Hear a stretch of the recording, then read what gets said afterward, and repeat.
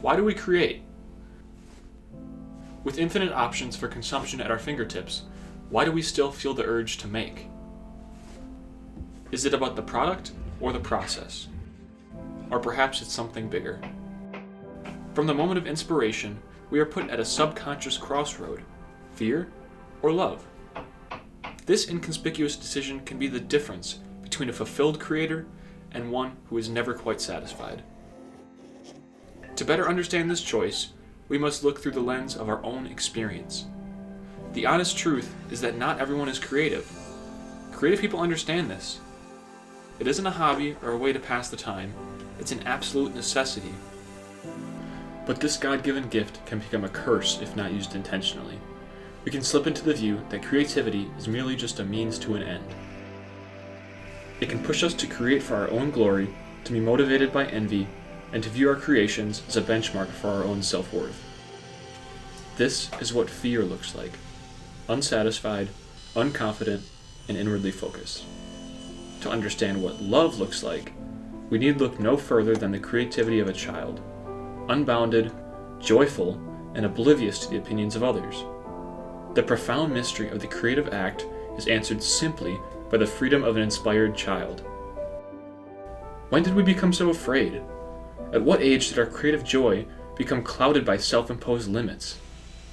I'm not a painter. I don't know how to play piano. People will think this looks weird. We are too often worried about how we will be perceived by others instead of following the inspiration wherever it leads us. So how do we overcome fear in a system that praises productivity and rewards conformity? The answer has to start with your why. Your why is what gets you up in the morning, and it's the surest way to understand if you're being led by fear or love. Are you led by the vision of what only you can imagine? Possessed by the thought of manifesting what was once just an idea? Or are you excited to see the reactions of others, to hear the praises of your contemporaries? This step requires true honesty. To sincerely discover your motivators asks a lot of you. It may take us places we don't want to go, but it's absolutely necessary if we want to return to childlike creation, unbounded and free. It may turn out that your why is just a combination of fear and love. This is normal. Just like courage in the face of danger, love is impossible without first overcoming fear. In the end, the only difference between the two choices in our crossroad is having the strength to face the unknown, instead of succumbing to comfort. To take the road of love and trust the process that has led some of history's greatest artists and designers. For some people, this comes naturally. For others, it takes practice.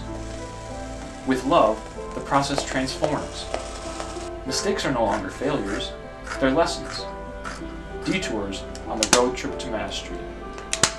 The value of the creative act is no longer tied to a product or a financial gain. It's a process of taking your unique perspective and channeling it into an object, making your contribution into the world of ideas that first inspired you. This is the price attached to the gift of creativity, to responsibly and joyfully use what God has granted you, to provide inspiration to the future makers. When you finally learn to create out of love, you rediscover the joy in the process, and you might just remember why you fell in love with it in the first place.